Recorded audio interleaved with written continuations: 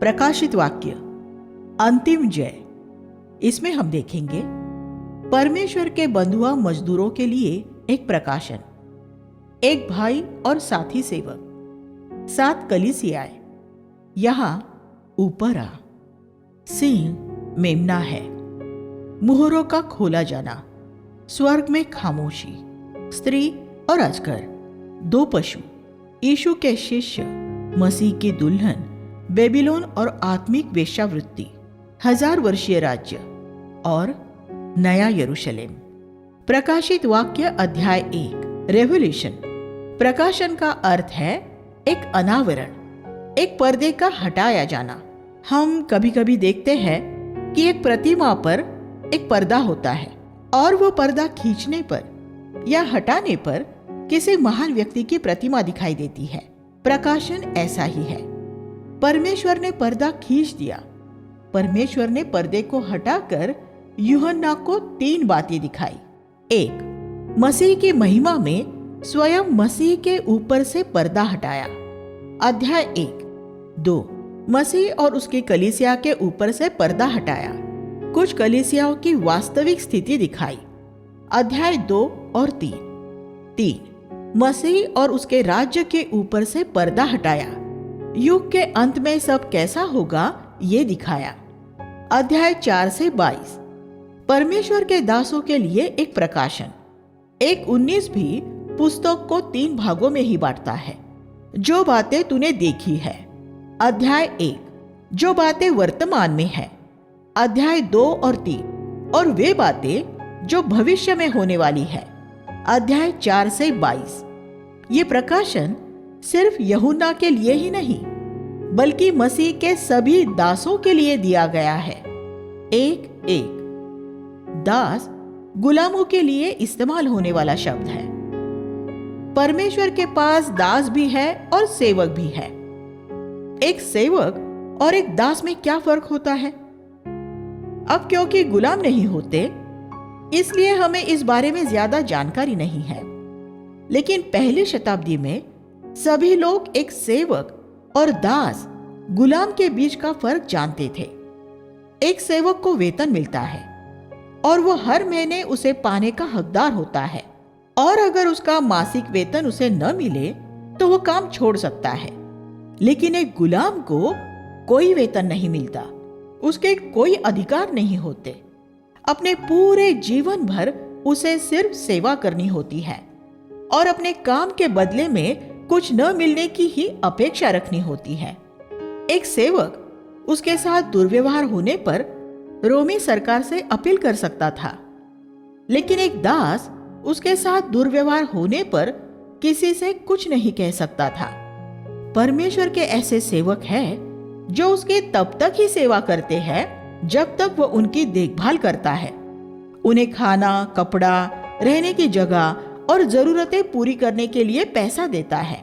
अगर एक दिन उन्हें उनकी प्रार्थना में मांगी वस्तुएं नहीं मिलती तो वे कुड़कुड़ाते हैं, शिकायत करते हैं और उसकी सेवा करना छोड़ देते हैं। वे अपने कुछ अधिकारों की मांग करते हैं। प्रभु, मैंने तेरे लिए ये किया है, अब तुझे भी मेरे लिए ये करना है। लेकिन परमेश्वर का एक दास अपने सारे अधिकार त्याग देता है। अगर परमेश्वर उसे खाना, रहने की जगह और पैसा देता है तो वो खुश होता है। अगर परमेश्वर उसे ये सब नहीं देता है तो वो तब भी खुश रहता है। वो तब भी आनंद पूर्वक उसका दास बना रहेगा। इसमें एक फर्क यह है कि उन दिनों दास अपने स्वामी के लिए मजबूरी और डर की वजह से काम करते थे, लेकिन हम परमेश्वर के लिए प्रेम की वजह से काम करने का चुनाव करते हैं।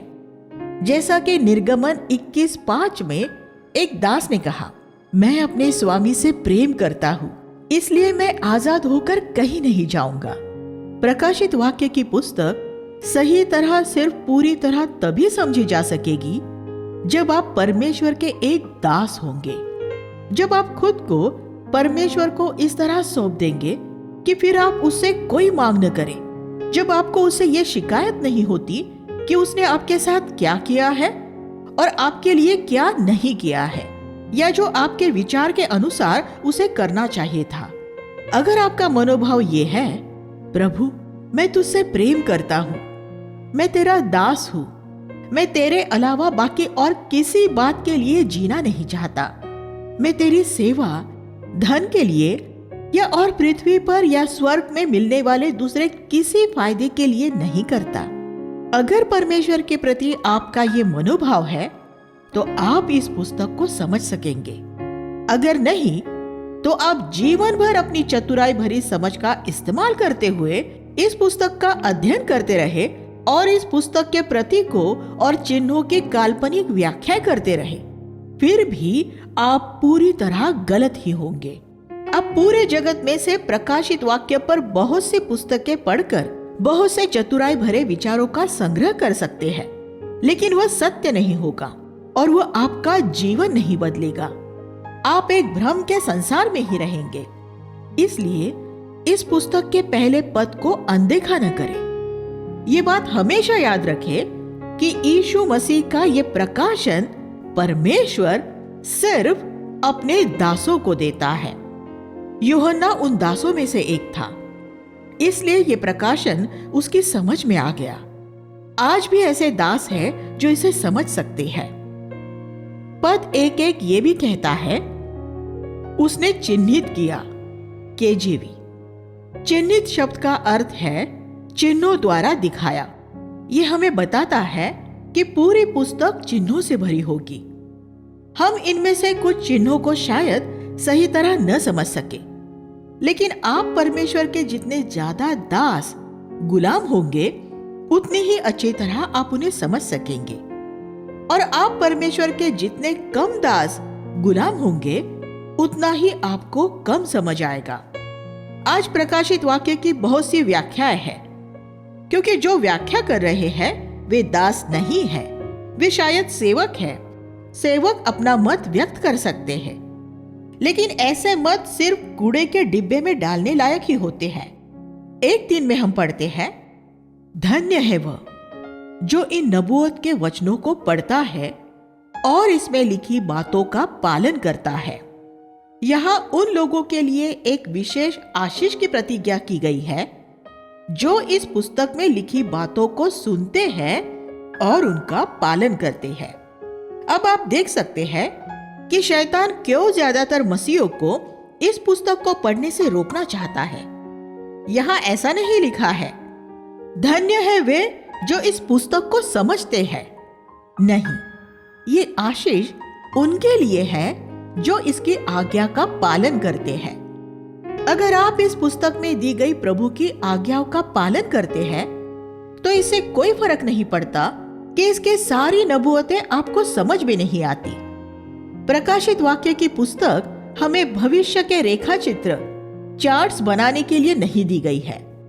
मैंने बाइबल के शिक्षकों द्वारा रेखा चित्रों की मदद से बहुत सी परिकल्पनाओं की प्रस्तुति देखी है, जिसमें यह सिखाया जाता है कि कलीसिया को कैसे आकाश में उठाया जाएगा, रैप्चर, और ये कि कैसे सातों कलीसियाएं पहली शताब्दी से लेकर 21वीं शताब्दी तक के समय कालों के विभिन्न चित्रण हैं। मैंने ये भी देखा है कि इन रेखा चित्रों का अध्ययन करने वाले आपस में कैसे लड़ते हैं। वे पाप पर जयवंत नहीं हुए हैं, बल्कि वे एक पाप से हारी हुई जिंदगी बिताते हैं। ऐसे रेखा चित्र कूड़े के डिब्बे में डालने लायक है।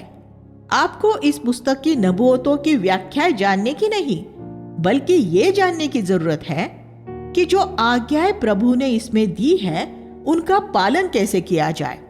जब आपको इसमें ऐसे पद मिले जिन्हें आप समझ नहीं पाते तो उन्हें छोड़ दें और जो आप समझ सकते हैं उसका पालन करें। यूहन्ना सातों कलीसियाओं को यीशु मसीह की ओर से लिखता है जो पृथ्वी के राजाओं का शासक है, 1:5, और वह फौरन उसके दूसरे आगमन के बारे में लिखता है। देखो, वह बादलों के साथ आने वाला है, 1:7। जब मसीह आएगा तो गुप्त रूप में नहीं आएगा, वह वैसे ही आएगा जैसे उसने स्वयं कहा था। जैसे बिजली आकाश के एक छोर से दूसरे छोर तक चमकती है कि सभी देख सके, मत्ती 24:27। महाक्लेश से पहले कलीसिया को आकाश में गुप्त रूप में नहीं उठाया जाएगा, जैसा कि बहुत लोग मानते हैं। मसीह का आना एक ही बार है, महाक्लेश के बाद, और तब कलीसिया उससे मिलने के लिए आकाश में उठा ली जाएगी। हमें आकाश में जाते हुए हर आंख देखेगी। एक भाई और सहकर्मी। 1:9 में हम देखते हैं कि यूहन्ना अपने आप को तुम्हारा भाई कहकर प्रस्तुत करता है। वो पोप यूहन्ना या बिशप यूहन्ना या रेवरेंड यूहन्ना या पास्टर यूहन्ना भी नहीं था। 95 साल की उम्र में भी वो सिर्फ भाई यूहन्ना ही था, एक सामान्य ऑर्डिनरी भाई, मसीह में बाकी सभी भाइयों की तरह। ये सभी मसीह अगुओं के अनुसरण के लिए एक अच्छा उदाहरण है। लेकिन मुझे यकीन है कि 95% कलीसियाई अगुए यूहन्ना के उदाहरण का अनुसरण नहीं करेंगे, क्योंकि उनका श्रेष्ठता का मनोभाव और अपने आप को दूसरे विश्वासियों से ऊंचा उठाने की लालसा उन्हें मजबूर करेगी कि वे अपने पद और प्रतिष्ठा बनाए रखें। उन्हें अपने शीर्षक बहुत प्रिय है। यीशु ने अपने शिष्यों से कहा कि वे सब आपस में भाई और सेवक हैं, और उसने उन्हें आज्ञा दी कि उनमें किसी का कभी कोई पद और शीर्षक न हो। मत्ती 23:8-11। लेकिन यह भी उन बहुत सी आज्ञाओं में से एक है जिसका पालन ज्यादातर मसीही नहीं करते। यूहन्ना भी क्लेश में सहभागी था। 1:9। प्रकाशित वाक्य की पुस्तक महाक्लेश के बारे में बहुत कुछ कहती है, लेकिन अगर किसी को महाक्लेश का प्रचार करना है तो यह जरूरी है कि वह पहले क्लेश में से गुजरा हो। इसलिए यूहन्ना को क्लेश में से गुजरना पड़ा था। वह पतमुस द्वीप पर कैद में था और वहां क्लेश सहते समय उसे यह दर्शन मिला कि कलीसिया कैसे महाक्लेश में से गुजरेगी। अगर आपने पतमुस में जाकर यूहन्ना से यह कहा होता, भाई कलीसिया महाक्लेश में से नहीं गुजरेगी, तो उसने ये कहा होता, भाई मैं इस समय क्लेश में से ही गुजर रहा हूं। क्या आपको लगता है कि महाक्लेश की पीड़ा उस पीड़ा से बढ़कर होगी जो मसीहों ने पिछले 2000 साल के कलीसियाई इतिहास में सही है, खास तौर पर वो जो पिछले 100 सालों में चीन, रशिया जैसे साम्यवादी देशों में सही गई है? क्या मसीह इतिहास के पहले 3 शताब्दियों के मसीहों से परमेश्वर को प्रेम नहीं था और उसने उन्हें गैर मसीहों के हाथों ऐसे भयानक क्लेश सहने दिए जिनमें उन्हें यातनाएं दी गई और दर्दनाक रीति से मारा गया? परमेश्वर मनुष्यों के हाथों अपने महानतम संतों को पीड़ा सहने देता है ताकि वे अपने विश्वास का प्रदर्शन करें और इस तरह मनुष्यों और दुष्टात्माओं के सामने उसके नाम की महिमा करे। यूहन्ना कहता है, मैं प्रभु के दिन आत्मा में आ गया। 1:10। जब हम आत्मा में होते हैं, सिर्फ तभी हम परमेश्वर द्वारा प्रकट की जाने वाली बातें समझ सकते हैं। मैंने तुरही की सी आवाज वाला एक बड़ा शब्द सुना। 1:10। जब हम आत्मा में होते हैं तब परमेश्वर का शब्द हमें ऊंची आवाज में और स्पष्ट सुनाई देता है। अगर आप आत्मा में नहीं होंगे तो आपको कुछ भी सुनाई नहीं देगा। आजकल हवा में बहुत सी आवाजें हैं, शोर वाला संगीत, झूठी शिक्षाएं, झूठे धर्मों के प्रचारक इत्यादि। इन्हें सुनने के लिए आपको सिर्फ एक रेडियो लेकर उस ध्वनि पथ में उनके साथ जुड़ जाना होता है।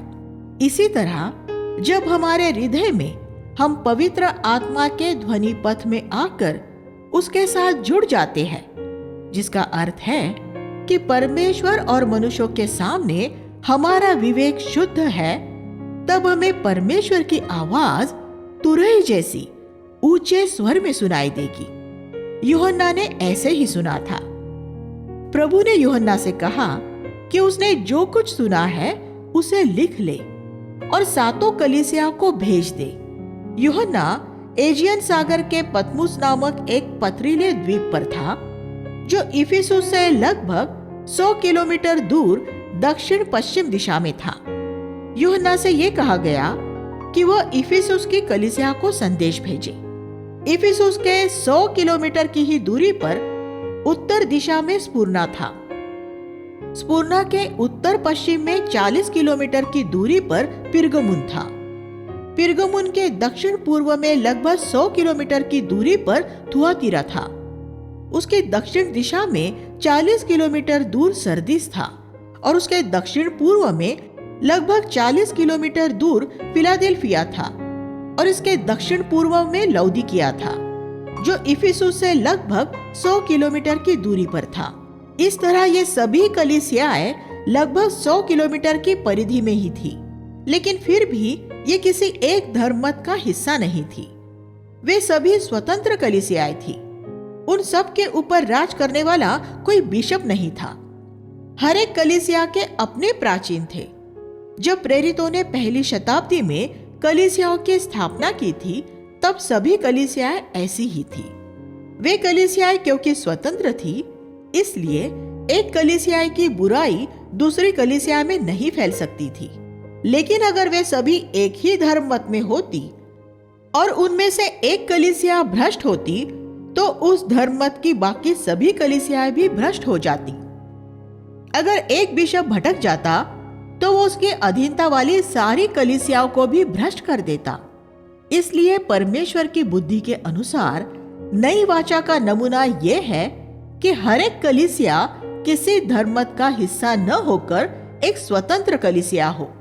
इसलिए यूहन्ना से यह नहीं कहा गया था कि वह एशिया माइनर में कलीसिया को पत्र लिखे, बल्कि ये कि वह कलीसियाओं को पत्र लिखे। क्या आपको इसमें कोई फर्क नजर आ रहा है? परमेश्वर की नजर में भारत की कलीसिया जैसी कोई चीज नहीं है।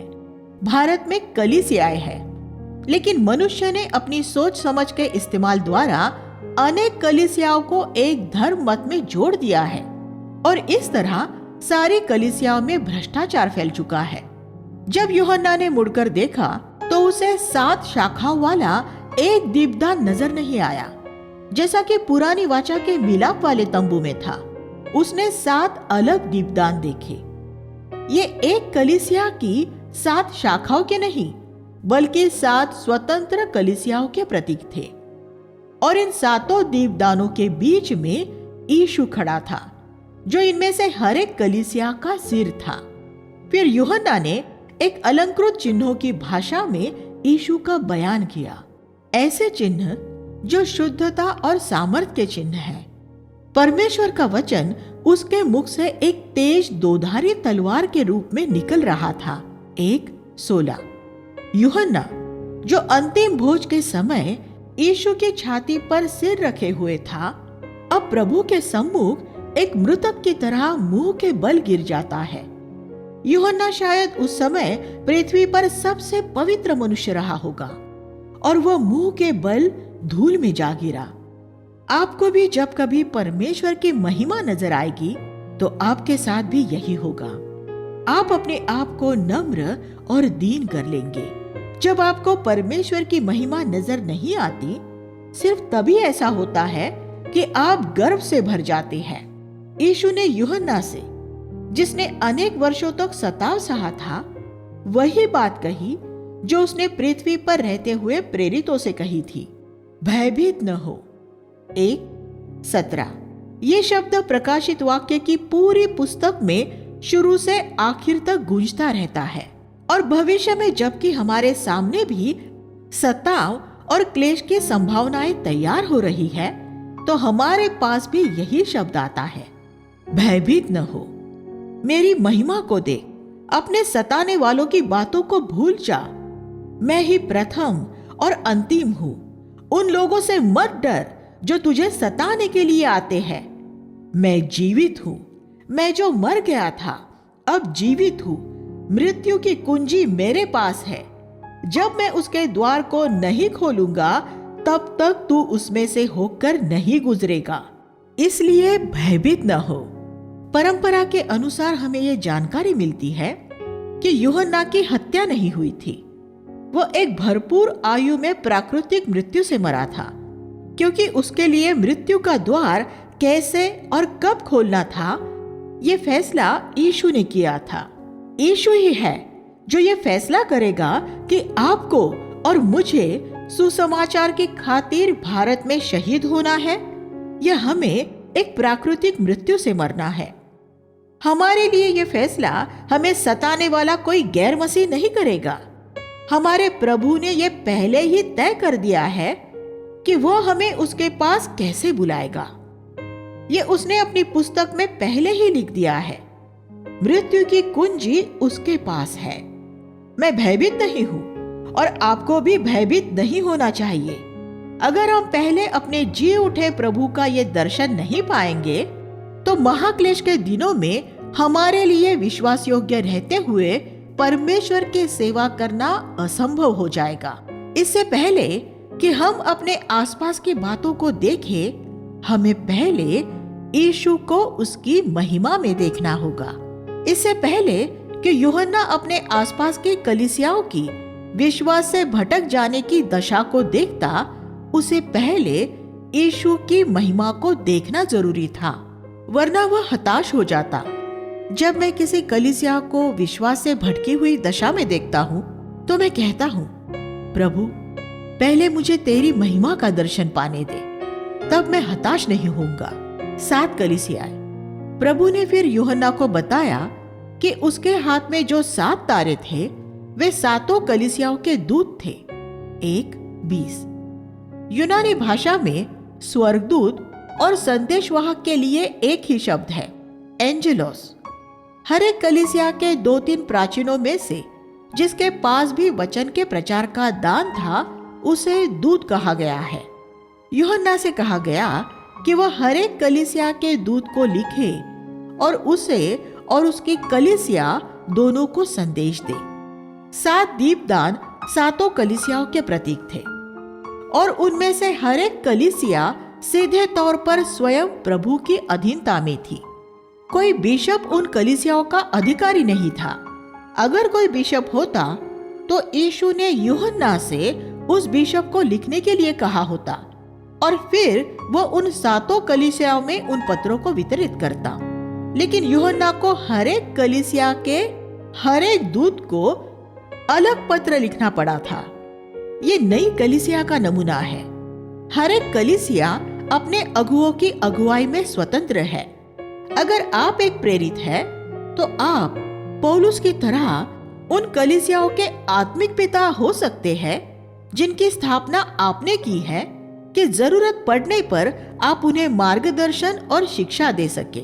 लेकिन हर एक कलीसिया को सीधे प्रभु से जुड़े होना चाहिए जो उसका सिर है।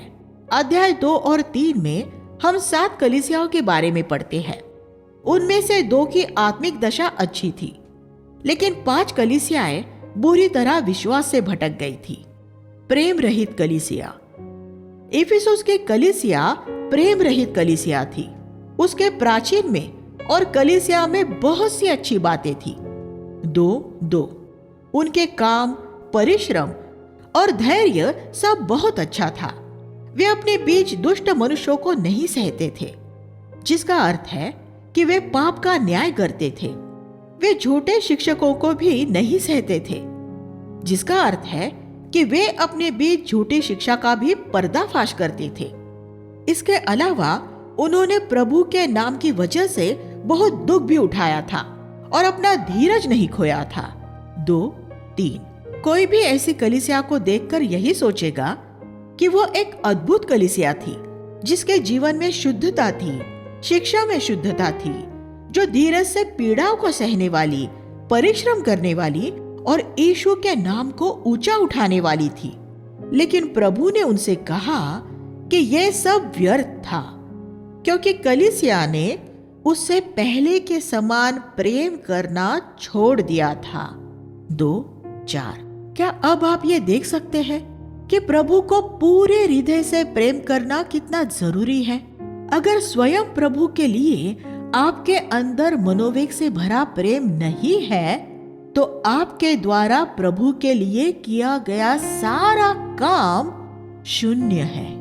प्रभु ने उनसे कहा कि वे गिर गए हैं। क्या आप ये कल्पना कर सकते हैं कि एक ऐसा प्राचीन जो जीवन और धर्म सिद्धांत की शुद्धता के लिए संघर्ष कर रहा हो और जो प्रभु के लिए कठोर परिश्रम कर रहा हो, वह भी मार्ग से भटका हुआ हो सकता है। वह इसलिए भटक गया था क्योंकि उसने प्रभु के लिए अपना प्रेम खो दिया था। वह गिर गया था।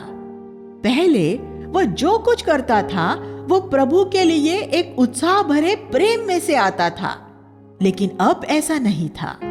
अब वह सारा काम एक दिनचर्या जैसा हो गया था। वह अपनी जगह से गिर गया था और अब उसे मन फिराने की जरूरत थी। जो संबंध यीशु हमसे चाहता है वह एक पति और पत्नी के वैवाहिक संबंध की तरह है। एक नई नवेली पत्नी अपने पति से प्रेम करती है और प्रेम से उसकी सेवा करने से उसे खुशी मिलती है। विवाह के पहले वर्ष में वह घर में कड़ा परिश्रम करती है, खाना पकाती है, कपड़े धोती है और घर को साफ रखती है और अपने पति के काम पर से लौटने का इंतजार करती है। और जैसे ही दरवाजे पर दस्तक होती है, वो अपने पति का अभिवादन करने के लिए द्वार की ओर दौड़ती है। वे खाना खाते समय और उसके बाद साथ बिताए हुए समय में आनंद मनाते हैं। लेकिन अगर आप 20 साल बाद उनके घर में जाए तो वहां बहुत कुछ बदल गया होगा। पत्नी अब भी खाना बनाती है, कपड़े धोती है और घर को साफ रखती है। लेकिन अब जब पति घर आता है तो वह दरवाजा खोलने नहीं जाती। पति के पास चाबी होती है और वह स्वयं ही अंदर आ जाता है। पत्नी ने पहले ही खाना खा लिया होता है और उसका पति अब स्वयं ही खाना लेकर खा लेता है। वह अब भी उसकी सेवा करती है, लेकिन उसके पति के लिए उसका प्रेम अब खत्म हो चुका है। इफिसुस के प्राचीन और उसकी कलीसिया के साथ भी ऐसा ही हुआ था। और अगर आप और मैं भी प्रभु के लिए अपने प्रेम को जतन करके नहीं रखेंगे तो हमारे साथ भी यही हो सकता है। हम हमेशा ही ये कहने वाले हो, प्रभु मैं अपनी सेवकाई को नहीं, सबसे पहले और सबसे बढ़कर तुझसे प्रेम करता हूं। मैंने अब तक तुझसे जितना प्रेम किया है आज उससे बढ़कर करना चाहता हूं। एक अच्छा पति अपने पत्नी से क्या चाहता है? वह इस बात की परवाह नहीं करता कि वह खाना कितना अच्छा बनाती है और कपड़े कितने अच्छे धोती है। वह सबसे पहले यह चाहता है कि वह पूरे मनोवेग के साथ उससे प्रेम करे। हर एक साल में उसका प्रेम पिछले साल से बढ़कर हो। ऐसा विवाह एक अच्छा विवाह होता है और हमारे और प्रभु के बीच में भी ऐसा ही होना चाहिए। बहुत बार मैंने अपने बिस्तर पर लेटे हुए ये कहा है, प्रभु अगर एक दिन मुझे लकवा हो जाए और मैं दोबारा प्रचार न कर सकूं और अगर मुझे सारा दिन बिस्तर में ही रहना पड़े तब भी मैं निरुत्साहित नहीं होऊंगा। मैं तब भी तुझे अपने पूरे हृदय से प्रेम करता रहूंगा। मैं इसी बात के लिए जीता हूं। मेरी सेवकाई मेरा परमेश्वर नहीं है। मैं चाहे एक और पुस्तक न लिखूं और एक और प्रचार न करूं, लेकिन मेरे प्रभु तेरे लिए मेरा प्रेम दिन प्रतिदिन बढ़ता रहेगा। अगर आपके साथ ऐसा होता है तो प्रभु के लिए आपकी सेवा आनंद और जय से भरी रहेगी। प्रभु ने हर एक कलीसिया को लिखे पत्र का अंत एक ऐसे संदेश के साथ किया जो जय पाने वाले लोगों के लिए था। यह वह जय पाने वालों से कहता है, मैं तुझे जीवन के वृक्ष में से खाने के लिए दूंगा जो परमेश्वर के स्वर्ग में है। 2:7। जय पाने वालों को वो मिलेगा जिसे पाने से आदम चूक गया था। यह प्रतिज्ञा सबके लिए नहीं है, ये सिर्फ जय पाने वालों के लिए है। एक पीड़ा सहती कलीसिया। स्पुर्ना की कलीसिया एक पीड़ा सहती कलीसिया थी। वह बड़ा सताव सह रही थी। 2:9। ये झूठी शिक्षा जो आज हमारे बीच में प्रचलित है कि कलीसिया को महाक्लेश नहीं सहना पड़ेगा, स्पुर्ना की कलीसिया इस झूठ पर कभी विश्वास नहीं करती। प्रभु इस कलीसिया से खुश था क्योंकि क्लेशों के बीच में भी वह प्रभु के प्रति विश्वास योग्य बनी हुई थी। परमेश्वर अपने लोगों से प्रेम करता है और वह उन्हें शुद्ध करने के लिए सताव में से गुजरने देता है। क्लेशों ने इस कलीसिया को आत्मिक रूप में धनवान बना दिया था। 2:9 वे ऐसे लोगों द्वारा सताए जा रहे थे जो अपने आप को यहूदी, परमेश्वर के लोग कहते थे, लेकिन वास्तव में वे शैतान की सभागृह थे। आज भी ऐसे लोग हैं जो अपने आप को मसीह कहते हैं, लेकिन जो ईश्वरीय लोगों को सताते हैं, वे असल में शैतान की कलीसिया है। इस कलीसिया के लिए भी प्रभु का वही शब्द था जो यूहन्ना के लिए था, जो क्लेश तू सहने पर है उनसे न डर। 2:10 यही शब्द आज हम में से कुछ लोगों के लिए हो सकता है। शैतान तुम में से कुछ को बंदी गृह में डालेगा, लेकिन तुम भयभीत न होना। क्या शैतान परमेश्वर के सेवकों को बंदी गृह में डाल सकता है? अवश्य डाल सकता है। सभी प्रेरितों को इसका अनुभव हुआ था। हमें भी यह अनुभव हो सकता है। शैतान ऐसे मसीहों द्वारा आपको अदालतों में घसीट ले जा सकता है जो आपसे घृणा करते हैं। यीशु को भी धार्मिक लोगों द्वारा ही अदालत में ले जाया गया था और उन्होंने उसे मार भी डाला था। अगर आप प्रभु के पीछे हैं और उसके पद चिन्हों पर चल रहे हैं, तो जहां वह गया है आप भी वहां जाएंगे। अगर आपको कभी बंदी गृह में डाला जाता है, तो आपको यकीन होना चाहिए कि यह परमेश्वर की स्पष्ट अनुमति के बिना नहीं हो सकता। बाइबल में जो सबसे पहले लिखी गई पुस्तक है, अय्यूब की पुस्तक, वो हमें ये सिखाती है कि इससे पहले कि शैतान परमेश्वर के सेवकों को हाथ लगा सके, उसे परमेश्वर से अनुमति लेनी पड़ती है। और अगर परमेश्वर आपको बंदी गृह में डाले जाने की अनुमति देता है, तो वह इसलिए होगा कि तुम परखे जाओ। 2:10 परख एक परीक्षा होती है। अगर आप परीक्षा में पास होते हैं, तो आप अगली कक्षा में जाते हैं। इसलिए परमेश्वर की परीक्षाओं को तुच्छ न जाने। और अगर परमेश्वर आपकी परीक्षा जेल में लेना चाहता हो, तो उसके प्रश्न पत्र के जवाब देने के लिए वही तैयारी करें। आप जितनी ज्यादा परीक्षाओं में से गुजरेंगे, उतने आगे बढ़ते जाएंगे। तब बहुत से विश्वासियों की तरह आपको एक ही कक्षा में नहीं बैठे रहना पड़ेगा। हम यहाँ एक और सच्चाई देखते हैं। हमारे परखे जाने के समय की पूरी अवधि परमेश्वर तय करता है। यह प्रभु ने उनसे कहा कि उनका परखे जाने का समय 10 दिन होगा। 2:10 11वें दिन वे मुक्त हो जाएंगे। परमेश्वर ने यह तय किया था कि अय्यूब को कितनी पीड़ा सहनी थी, पतरस को कितना समय कारावास में रहना था और इस कलीसिया में इन लोगों को कितना सताव सहना था। जिन पीड़ाओं में से आपको गुजरना होता है, उसकी अवधि परमेश्वर ही निश्चित करता है। आप इस समय किसी परीक्षा के बीच में हो सकते हैं, लेकिन याद रखें कि परमेश्वर ने आपकी परीक्षा के पूरे होने की तिथि पहले ही तय कर रखी है। क्या ये जान लेना हमारे लिए भली बात नहीं है? अंत तक विश्वास योग्य है। प्रभु ये कहने के साथ ही उन्हें जीवन का मुकुट देने की प्रतिज्ञा करता है। प्रभु यहाँ जय पाने वालों से यह प्रतिज्ञा करता है कि उन्हें दूसरी मृत्यु से कोई हानि न होगी। 2:11 एक सांसारिक कलीसिया।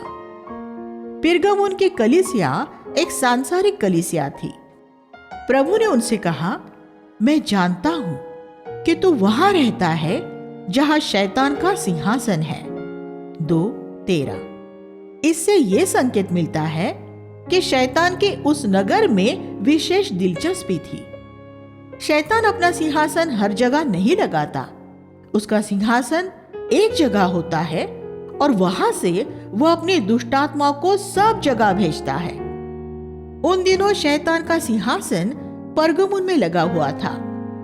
इसकी एक वजह शायद ये थी कि उस नगर में अंतिपास नामक परमेश्वर का एक बड़ा विश्वास योग्य दास रहता था। 2:13 जब शैतान ने यह देखा कि अंतिपास पूरे हृदय से परमेश्वर को समर्पित है, तो उसे सताने के लिए उसने अपना सिंहासन उस नगर में लगा लिया था। अंतिपास जरूर उस कलीसिया का प्राचीन रहा होगा, जिसने अपने विश्वास योग्य जीवन और प्रचार द्वारा कलीसिया को शुद्ध बनाए रखा होगा। प्रभु ने उसे मेरा साक्षी, मेरा विश्वसनीय दास कहकर संबोधित किया था। शैतान ने आखिर में उसे मार डाला, लेकिन यह तभी संभव हुआ जब प्रभु ने उसके लिए मृत्यु का द्वार खोला, क्योंकि मृत्यु की कुंजियां हमारे प्रभु के पास है। 1:18। यीशु ने ही स्तिफनुस के लिए और यूहन्ना से पहले मरने वाले सभी प्रेरितों के लिए मृत्यु का द्वार खोला था। अंतिपास की मृत्यु के बाद पिरगमुन की कलीसिया में भी वही हुआ जो एक कलीसिया के ईश्वरीय भक्त के मृत्यु के बाद अक्सर अनेक कलीसियाओं में होता है। उसका आत्मिक पतन शुरू हो गया। कभी कभी परमेश्वर की कलीसिया सिर्फ एक ही ईश्वरीय भक्त के ऊपर टिकी होती है। अंतिपास के जाने के बाद बाकी सभी प्राचीन उसी तरह पाप के साथ समझौता करने वाले हो गए, जैसे पौलुस के जाने के बाद इफिसुस में हुआ था। प्रेरितों 20, 29 और 30। अब पिरगुमिन की कलीसिया बिलाम की शिक्षा पर चलने वाली बन गई थी। इसका अर्थ है कि उन्होंने भी बिलाम की तरह धन के पीछे भागना शुरू कर दिया था और अपने बीच अनैतिकता की अनुमति दे दी थी। कलीसिया में कुछ लोग निकुलइयों की शिक्षा पर चलने लगे थे। हम नहीं जानते कि उनकी शिक्षा क्या थी, लेकिन परमेश्वर को उस शिक्षा से घृणा थी। प्रभु ने उन्हें चेतावनी दी कि अगर उन्होंने मन नहीं फिराया तो वह उनका न्याय करने के लिए आने वाला था। 2:16। उनके बीच जो जय पाने वाले थे, प्रभु ने उन्हें कुछ गुप्त प्रकाशन, छुपा हुआ मन्ना देने की प्रतिज्ञा की। वह सबके लिए नहीं था, और वह उन्हें एक श्वेत पत्थर भी देने वाला था, हीरे की वैवाहिक अंगूठी की तरह, जिस पर उनका एक नया नाम लिखा होगा। 2:17। दूसरे शब्दों में, प्रभु जय पाने वालों के साथ ऐसा व्यवहार करने वाला था जैसा एक पति अपनी प्रिय पत्नी के साथ करता है। एक व्यभिचारी कलीसिया। थुआतीरा की कलीसिया एक व्यभिचारी कलीसिया थी। उसमें बहुत काम हो रहा था और प्रेम, विश्वास, धीरज और सेवा भी थी, लेकिन इन सब के साथ साथ उनके बीच में आत्मिक व्यभिचार भी था। उनके बीच में एक स्त्री थी जिसे प्रभु ने इजेबेल कहा। वह शायद कलीसिया के प्रेरित की पत्नी होगी, क्योंकि स्त्री शब्द का अनुवाद पत्नी भी हो सकता है। इस कलीसिया का प्राचीन उसकी पत्नी के वश में था।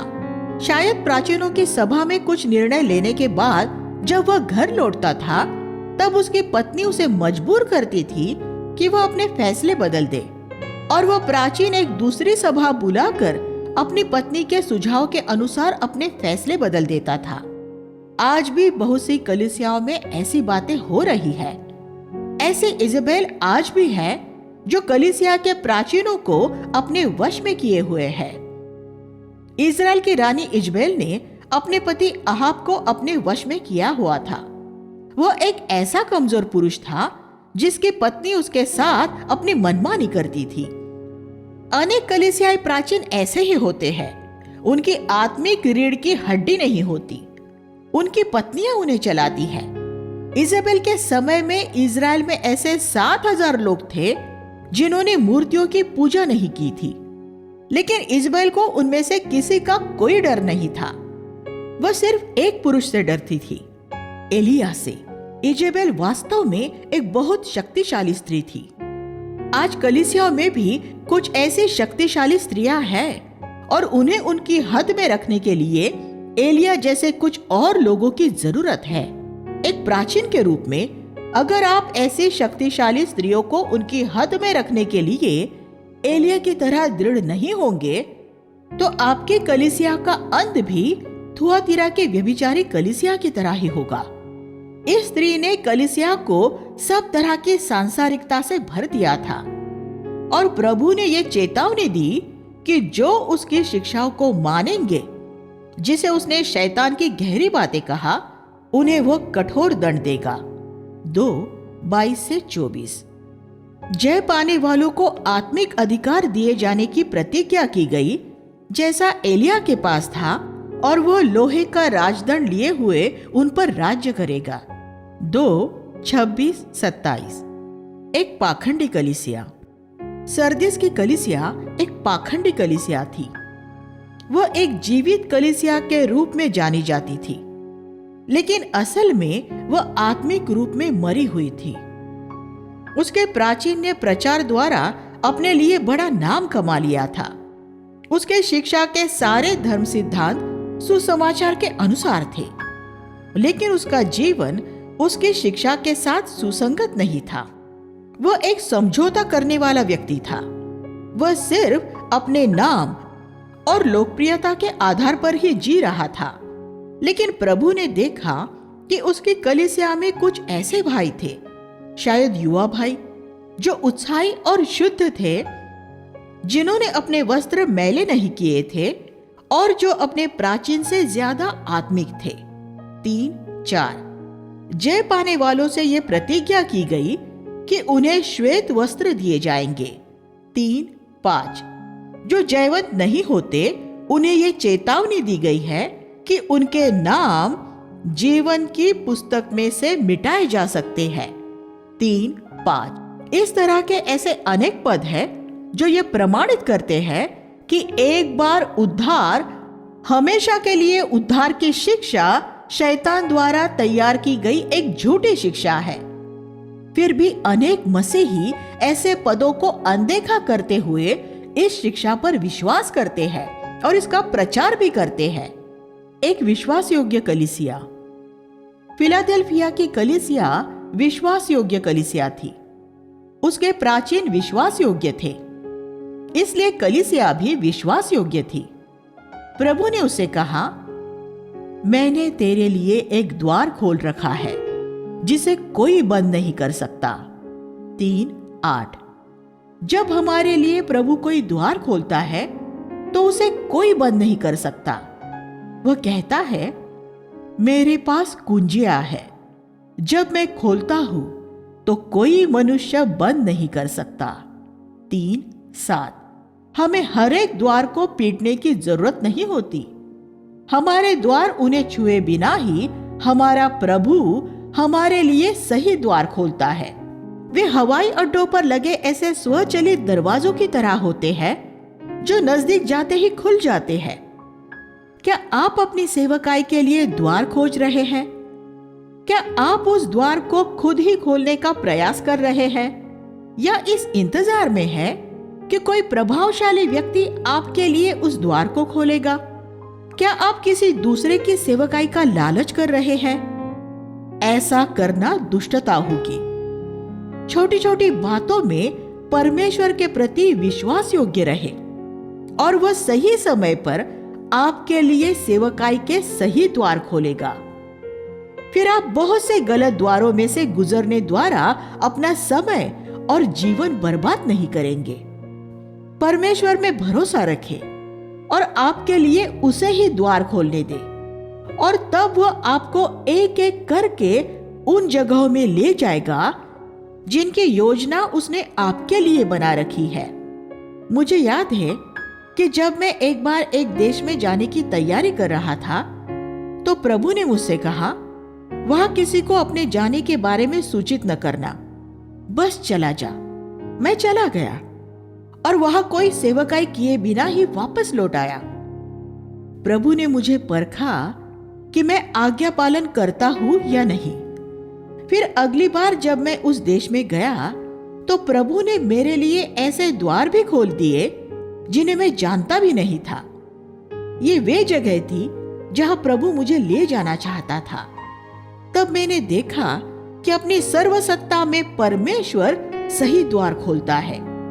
पिछली बार अगर अपने लिए कुछ सेवकाई तैयार करने की कोशिश में मैं कुछ द्वार खोलता तो मैं अपने लिए परमेश्वर की इच्छा से पूरी तरह चूक जाता। इसलिए किसी जगह में जबरदस्ती प्रवेश करने की कोशिश न करें। परमेश्वर की प्रतीक्षा करने वाले बने और अपने लिए उसे ही सही द्वार खोलने दे।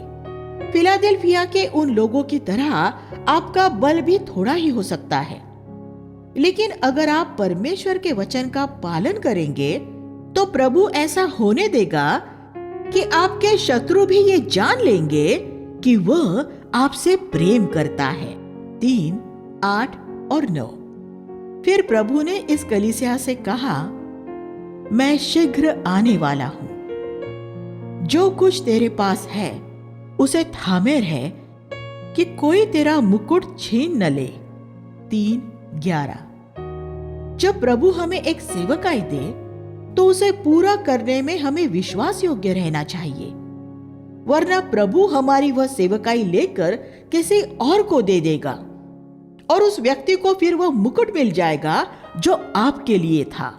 उसे अपना और आपका दोनों का मुकुट मिल जाएगा। इसलिए विश्वास योग्य रहे। जो जय पाएंगे उन्हें प्रभु अपने मंदिर में स्तंभ बनाएगा। 3, 12। स्तंभ ही एक भवन को सीधा खड़ा रखते हैं। जब शिमशोन ने 2 स्तंभ खींच लिए थे तो पूरा भवन धराशायी हो गया था। कई बार सिर्फ 2 प्राचीन ही एक कलीसिया को संभाले रहते हैं। जब वे मर जाते हैं तो कलीसिया भी मर जाती है। परमेश्वर अपनी कलीसिया में बहुत से स्तंभ चाहता है।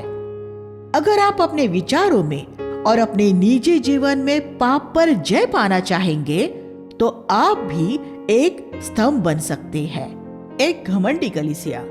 लौदीकिया की कलीसिया एक घमंडी कलीसिया थी। यहाँ एक ऐसा प्राचीन और एक ऐसी कलीसिया थी जो आत्मिक रूप में पूरी तरह मृतक दशा में होते हुए भी अपने आप में पूरी तरह संतुष्ट थे।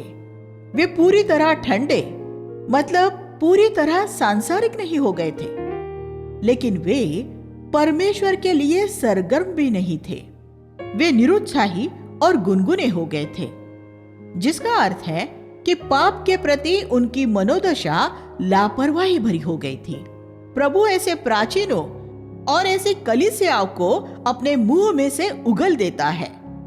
3, 15 और 16। एक प्राचीन को कलीसिया के लिए परमेश्वर का मुख और उसका प्रवक्ता होना चाहिए, लेकिन परमेश्वर इस मनुष्य को अस्वीकार कर रहा था। एक समय में वह परमेश्वर का प्रवक्ता था जो कलीसिया के लिए नबूवत का शब्द बोलता था, लेकिन फिर वह लापरवाह हो गया और विश्वास से भटक गया और अब उसने पवित्र आत्मा का अभिषेक और आग को खो दिया था। परमेश्वर अब उसके किसी गलत धर्म सिद्धांत के लिए नहीं, बल्कि सिर्फ इसलिए उसे अस्वीकार कर रहा था क्योंकि वह परमेश्वर के लिए सरगर्म नहीं था। हमें या तो पूरी तरह संसार के लिए या पूरी तरह परमेश्वर के लिए जीना चाहिए। हम आधे यहाँ और आधे वहां नहीं हो सकते। यीशु मसीह के नाम को भारत में सबसे ज्यादा कौन बदनाम करता है? गैर मसीही नहीं, क्योंकि वे तो उसका नाम ही नहीं लेते हैं, लेकिन गुनगुने मसीह जो विश्वासी होने का दावा करते हैं, लेकिन धन और पाप में भोग विलास से प्रेम करते हैं और संसार के लिए जीते हैं। हम या तो मसीह के लिए सरगर्म होकर पूरी तरह परमेश्वर की महिमा के लिए जिए या फिर पूरी तरह सांसारिक हो जाए। सिर्फ यही 2 विकल्प है, तीसरा कोई विकल्प नहीं है। लौदीकिया की कलीसिया का यह विश्वास नहीं था कि उनके लिए प्रभु की यह ज्यादा इच्छा थी कि गुनगुने होने के बजाय वे पूरी तरह ठंडे और सांसारिक होते। आज भी ज्यादातर मसीह ये नहीं मानते। जब मसीह लौटकर आएगा और आप उसके सामने खड़े होंगे तो आप ये देखेंगे कि हर एक गुनगुना व्यक्ति उसके द्वारा अस्वीकार कर दिया गया है। हर एक गुनगुना मसीह, चाहे वह कलीसिया का प्राचीन भी क्यों न हो, यीशु द्वारा उगल दिया जाएगा। अगर आप ये नहीं मानते तो आपको ईमानदारी दिखाते हुए अपनी बाइबल में से इस पद को प्रकाशित वाक्य 3:16 मिटा देना चाहिए। मैं इस पर विश्वास करता हूं। मैं इसका प्रचार करता हूं और मैं हमेशा इसकी ज्योति में अपना न्याय करता रहता हूं। ये अंतिम कलीसिया इतनी बुरी थी कि इसकी किसी भी बात में प्रशंसा करने के लिए प्रभु के पास कुछ भी नहीं था। वो उसके द्वार के बाहर खड़ा अंदर आने के लिए खटखटा रहा था। 3:20। ज्यादातर मसीह ये पद अविश्वासियों को सुनाते हैं, लेकिन असल में ये पद प्रभु द्वारा कलीसिया के प्राचीन को बोला गया था। उस प्राचीन के जीवन में सब कुछ इतना बिगड़ चुका था कि मसीह स्वयं उसके जीवन के बाहर था और अंदर आने की कोशिश कर रहा था, और मसीह उसके कलीसिया से भी बाहर था। उस कलीसिया के अंदर वे स्तुति के गीत गा रहे थे और परमेश्वर के वचन का प्रचार कर रहे थे, लेकिन प्रभु उसके द्वार के बाहर इंतजार कर रहा था। आज अनेक कलीसियाओं और प्राचीनों की यही दशा है। अगर दूल्हा कलीसिया के द्वार से बाहर है तो दुल्हन को कहाँ होना चाहिए? दुल्हन भी उसके साथ द्वार के बाहर ही होगी। मैं ऐसे किसी कलीसिया के अंदर बैठना न चाहूंगा जहां मेरा दूल्हा उसके द्वार के बाहर हो। अगर मैं प्रभु की विश्वास योग्य दुल्हन हूं और उन्होंने उसे अस्वीकार कर दिया है, तो वे मुझे भी अस्वीकार कर देंगे। ये दुखद बात है कि आज ऐसी कलीसियाएं हैं जिन्होंने मसीह और उसके वचन को अस्वीकार कर दिया है, लेकिन उन कलीसियाओं के अंदर विश्वासी मौजूद है। इससे यही प्रमाणित होता है कि वे मसीह के दुल्हन का हिस्सा नहीं है। अगर वे उसका हिस्सा होते तो वे प्रभु के साथ उस कलीसिया के द्वार के बाहर होते। ये कठोर शब्द है, लेकिन ये बाइबल की अंतिम पुस्तक में प्रभु के शब्द है। जय पाने वाले के लिए ये प्रतिज्ञा है कि वह यीशु के साथ उसके सिंहासन पर बैठेगा। वैसे ही जैसे यीशु जय पाने के बाद पिता के साथ उसके सिंहासन पर बैठा है। 3:21। ये पद हमें स्पष्ट बताता है कि यीशु ने भी अपनी देह में रहने के दिनों में जय पाई थी। उसने स्वयं कहा था कि उसने संसार को जीत लिया है। यूहन्ना 16:33। उसे प्रलोभनों के खिलाफ युद्ध करना पड़ा था और वह युद्ध करते हुए जीता था। युद्ध किए बिना कोई जीत नहीं होती। यीशु ने अपने पृथ्वी के जीवन में लड़ाइयां लड़ी थी और वह हर एक लड़ाई में जीता था। इस वजह से उसे ऊंचा उठाया गया है और वह अपने पिता के सिंहासन पर जा बैठा है। 3:21।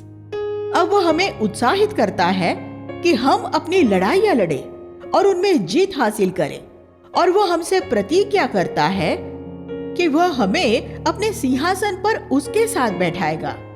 हमें उसी रास्ते से जाना है जिससे वह गया है।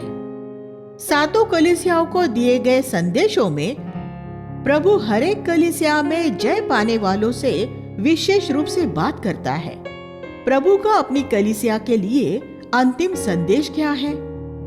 यीशु ने अपने संदेश की शुरुआत अविश्वासियों से मन फिराने के लिए ये कहते हुए की थी, मन फिराओ क्योंकि स्वर्ग का राज्य निकट आ गया है।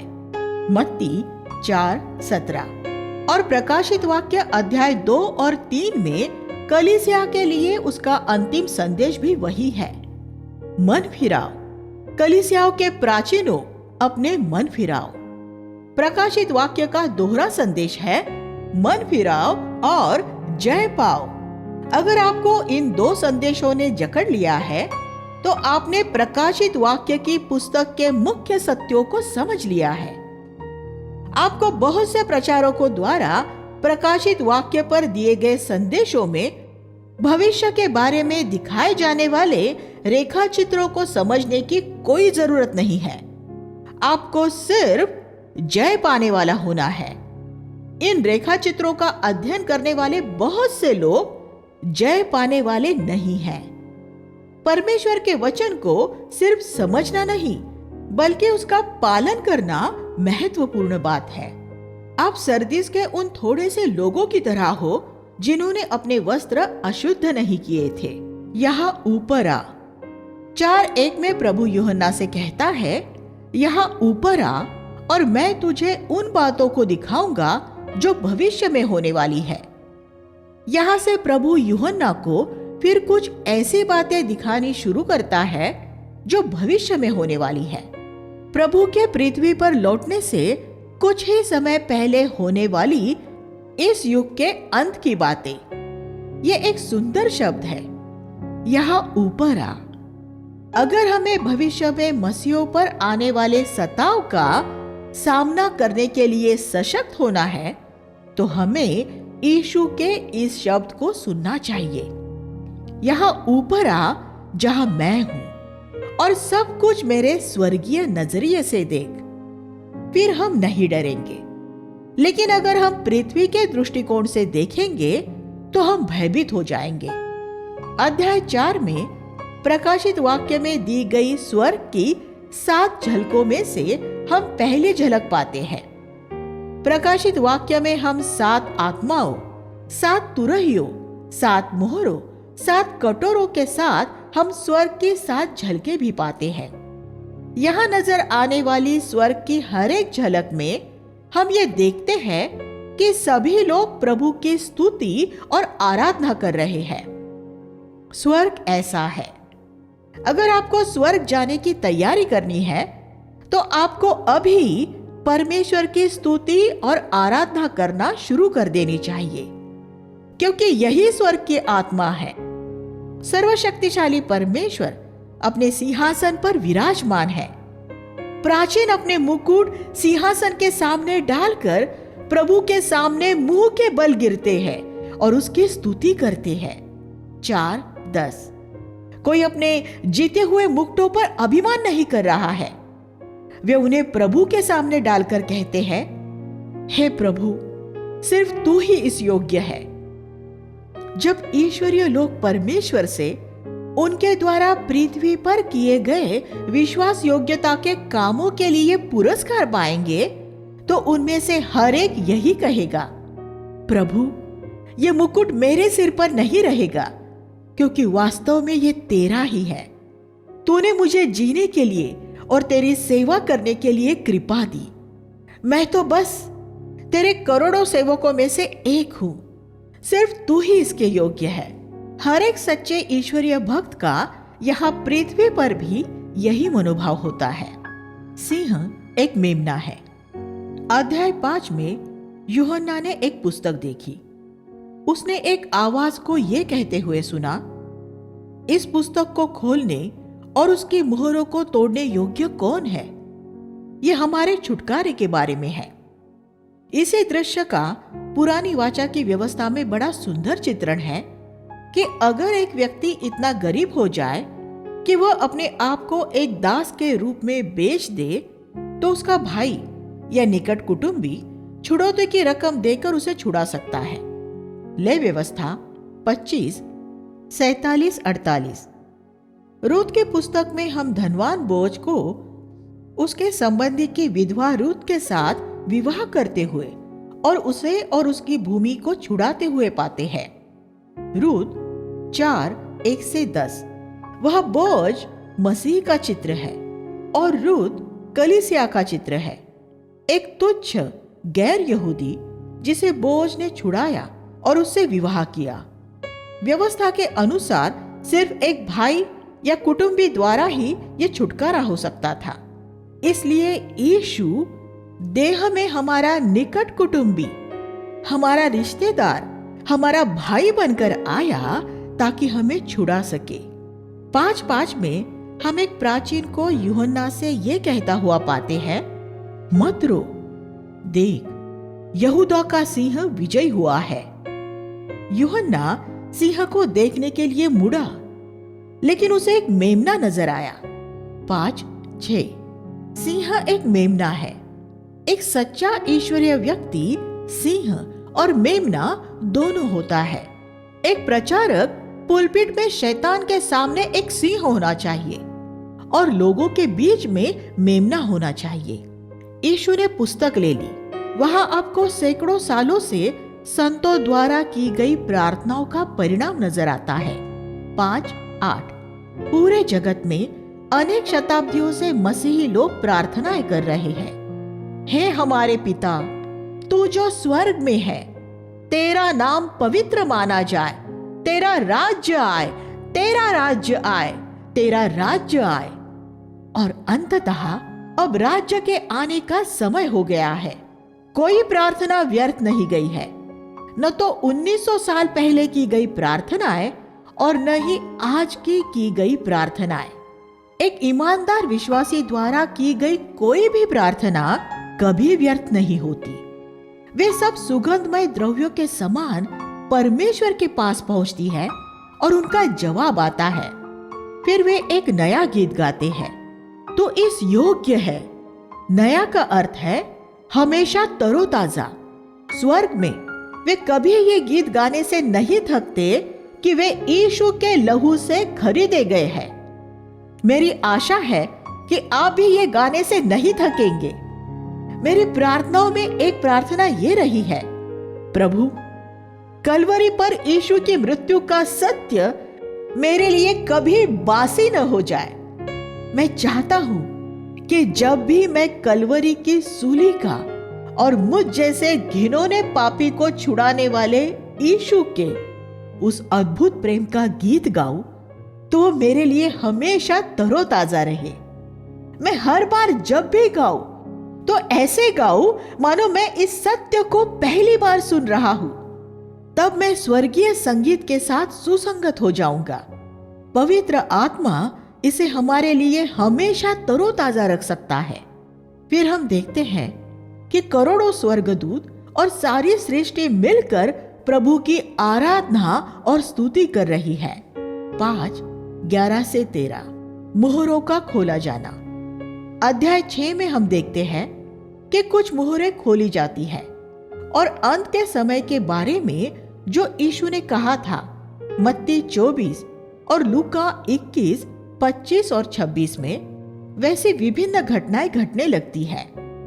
जब पहली मुहर खोली गई तो एक श्वेत घोड़े पर एक सवार निकला और उसे एक मुकुट दिया गया।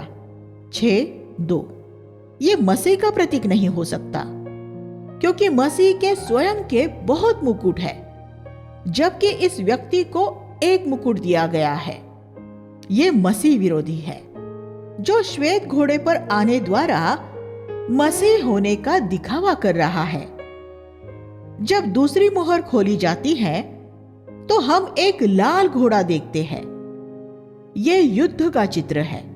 6:4 अंत के दिनों में पृथ्वी पर से शांति ले ली जाएगी। जब तीसरी मोहर खोली जाती है तो हम एक काला घोड़ा देखते हैं, जिसके सवार के हाथ में एक तराजू था और वो कह रहा था, गेहूं की ये कीमत है और जौ की ये कीमत है, तेल और दाखरस को हम हाथ नहीं लगाएंगे। ये अकाल का चित्र है। अकाल के समय यह एक दिलचस्प बात होगी कि गेहूं और जौ जरूरी वस्तुएं महंगी हो जाएगी, लेकिन भोग विलास की वस्तुएं, तेल और दाखरस इस महंगाई से प्रभावित नहीं होंगे। इसका अर्थ यह है कि ऐसे अकाल में धनवानों को नहीं, निर्धनों को तकलीफ होगी। हम अपने आसपास आज ये होता हुआ देख रहे हैं। सभी जगह धनवान और ज्यादा धनवान हो रहे हैं और निर्धन और ज्यादा निर्धन हो रहे हैं। जब चौथी मुहर खोली गई तो हम एक मटमैले घोड़े को देखते हैं, जिसके सवार का नाम मृत्यु है, और वह बहुत लोगों का संहार करता है और वह बहुत लोगों का संहार करता है। 6:8 जब पांचवी मुहर खोली गई तो यूहन्ना ने शहीदों के जीव देखे। वे सभी ईश्वरीय भक्त जो हाबिल के समय से सताए और मारे गए हैं। हाबिल के लहू ने न्याय के लिए दुहाई दी थी। उत्पत्ति 4:10 और पुरानी वाचा के पूरे समय काल में अनेक नबियों के बहाए गए लहू ने भी न्याय के लिए दुहाई दी है। जब यूहन्ना ने यह पुस्तक लिखी सन 95 ईस्वी में, तब तक बहुत मसीही शहीद नहीं हुए थे। पुरानी वाचा के वे संत पुकार कर कह रहे थे, प्रभु तू कब तक न्याय न करेगा और पृथ्वी के निवासियों से कब तक हमारे लहू का बदला न लेगा। 6:10 उनसे थोड़ी देर और इंतजार करने के लिए कहा गया, क्योंकि कुछ और शहीदों का लहू बहाया जाना बाकी था। अब हम देख सकते हैं कि उन्हें इंतजार करते हुए 2000 वर्ष हो गए हैं। मरने वाले शहीदों की एक निश्चित संख्या है, 6:11। जैसे उद्धार पाने वालों की एक निश्चित संख्या है जिनके नाम जीवन की पुस्तक में लिखे हैं, वैसे ही मसीह के लौटने से पहले एक दूसरी सूची भी है। वे मसीह साक्षी जिन्हें मारा जाना है। अगर हमारा नाम इस दूसरी सूची में होगा तो यह बड़े गौरव की बात होगी। जब इस सूची का अंतिम व्यक्ति मारा जाएगा तब यीशु आ जाएगा। जब यीशु ने छठी मुहर खोली तो एक बड़ा भूकंप हुआ। सूर्य अंधकारमय हो गया, चंद्रमा लहू के समान लाल हो गया, आकाश के तारे गिर पड़े, आकाश फट गया, पर्वत और द्वीप अपने स्थानों से हट गए और पृथ्वी के राजा गुफाओं में छुपने के लिए भाग गए। 6:12 से 16 पृथ्वी के शक्तिशाली लोग भयभीत और निर्बल हो गए, क्योंकि परमेश्वर के न्याय करने का समय आ गया था। इन 6 मुहरों में हम युगों के अंत की एक उड़ती हुई झलक देखते हैं। प्रकाशित वाक्य की पुस्तक क्रमानुसार नहीं लिखी गई है। यहाँ हम अंत के समय की घटनाओं का एक विहंगम नजारा देखते हैं और इसके बाद हमें इनका विस्तृत विवरण दिया गया है। बाद में हमें एक बार फिर घटनाओं का विहंगम दृश्य दिखाया गया है और उसके बाद उनका विस्तृत विवरण दिया गया है। अध्याय 7 उस समय को दर्शाता है जब महाक्लेश शुरू होने वाला है और ये 2 भागों में बांटा हुआ है। पहला भाग इज़राइल के बारे में है, 7:1 से 8। इज़राइल के उद्धार पाए वे लोग जो यीशु को अपने मुक्तिदाता के रूप में नहीं जानते, लेकिन जो परमेश्वर का भय मानने वाले लोग हैं। उनका प्रतिनिधित्व विभिन्न गोत्रों के 1,44,000 लोगों द्वारा किया गया है। ये एक प्रतीकात्मक संख्या है। हमें अध्याय 1 के चिन्हित शब्द को याद रखने की जरूरत है। ये इजरायली लोगों में से एक छोटे समूह को चिन्हित करता है। 1948 में इजराइल उस देश में लौट आया जिसकी प्रतिज्ञा परमेश्वर ने उनके पूर्वज अब्राहम से की थी। यीशु ने अंजीर के पेड़ में, जो इजराइल का प्रतीक है, पत्ते आने की बात की थी। उसमें कोई फल नहीं, सिर्फ पत्ते ही होंगे। ये 1948 में शुरू हुआ था और 1967 में इजराइल ने एक कदम आगे बढ़ते हुए यरूशलेम को भी फिर से अपने अधिकार में ले लिया था। ये सब यीशु द्वारा 1900 साल पहले की गई नबूवतों के अनुसार पूरा हुआ था। उसने कहा था कि यरूशलेम पर गैर यहूदी तब तक राज करेंगे जब तक कि उनका समय पूरा न हो जाएगा। लूका 21:24। जब यीशु यरूशलेम में था तब उस पर रोमी राज कर रहे थे और तब से 1967 तक यरूशलेम यीशु की नबूवत के अनुसार हमेशा किसी न किसी विदेशी शासन के अधीन रहा था।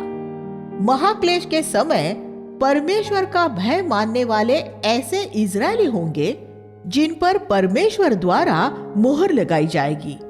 फिर 7वां अध्याय 9 से 17 में हम एक और समूह देखते हैं। हर एक कुल, भाषा और जाति के लोगों का एक विशाल जनसमूह जो एक कलीसिया है, और हम वो अगले भाग में देखेंगे। हे स्वर्गीय पिता, भविष्य के इस अद्भुत दृष्टांत के लिए हम आपका धन्यवाद करते हैं। हम प्रार्थना करते हैं कि ये हमारे दिलों को झंझोड़ कर रख दे। हम यीशु के नाम में प्रार्थना करते हैं, आमीन।